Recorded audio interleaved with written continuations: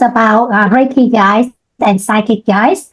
Are they interactive? Are they going to interact with each other to support us in healing Reiki? And will the psychic guides always follow us as Reiki guides? So that's two questions. Okay, let me start with the second one, talk about the Reiki guides first.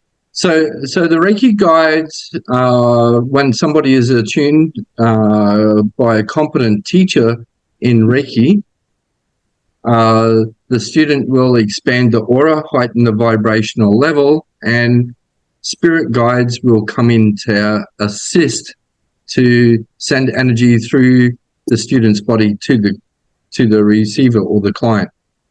And this is what I really enjoy about Reiki and the uniqueness of Reiki, because the spirit guides stay with the person. They don't leave. So that means the person who has studied, level 1 in Reiki has this protection of these spirit guides, normally anywhere between 3 and 5 at Reiki 1, that stay with them all the time. So then as the student progresses up into like level 2 or level 3, the number of spirit guides that are with them accumulates more and more.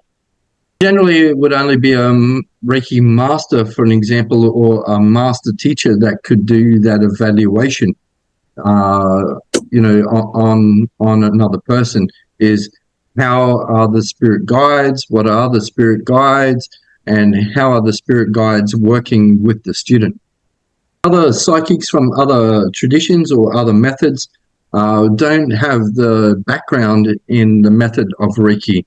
So they can get a little bit confusing in relation to why a therapist has these spirit guides with them all the time. Though I must say those spirit guides, if you're working or using Reiki on a regular basis, those spirit guides are very close. But if a person chooses to what could you say, do meditation practice that are dark energies to themselves, right? The spirit guides can't do anything about that, because every individual still has a personal choice. Then there would be the question, what's the number of spirit guides, good ones, that a person would have, versus how many has this person invoked to themselves? What are the numbers? Because they'll fight, yeah? So that's one of the reasons why we have fire gatherings. It's a good space to be in, and it really clears any other energies that are behind the guides that a person is attracting to them for whatever reasons that happen to be. Some of them can be very straightforward. Some of them can be not so clear why there's dark energies behind. It could be in relation to their actions, their ego, or numerous different topics here.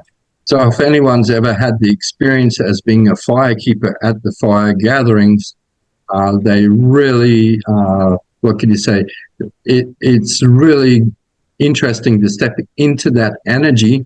Obviously, the fire holds the intention of peace, but also all the events that can happen from the energy on the outside, the energy on the inside, and with all the energies of different people all at one place. So a firekeeper will be using psychic skills all the time, especially if at a fire gathering, for an example, maybe having a ceremony for the ancestors. I mean, that energy is completely different again. A lot of different things can happen, yeah. Good place for doing Akashic journeys.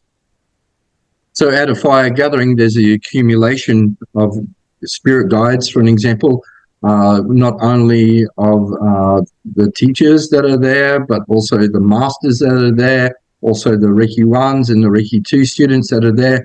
So that's quite a lot of good energy just at one place, let alone what actually gets invoked to hold the intention of peace with a fire. So getting up to, quite a few thousand different mindful energies at one place.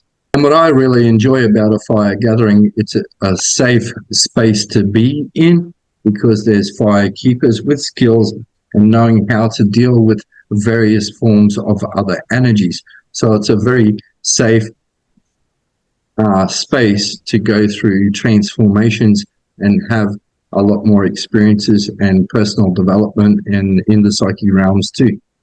So in the beginning stages of developing of the psyche, those people who are not involved in Reiki, it would be starting to activate the Kundalini, and activate the Kundalini energy, so the extrasensory perceptions start to get stimulated as well.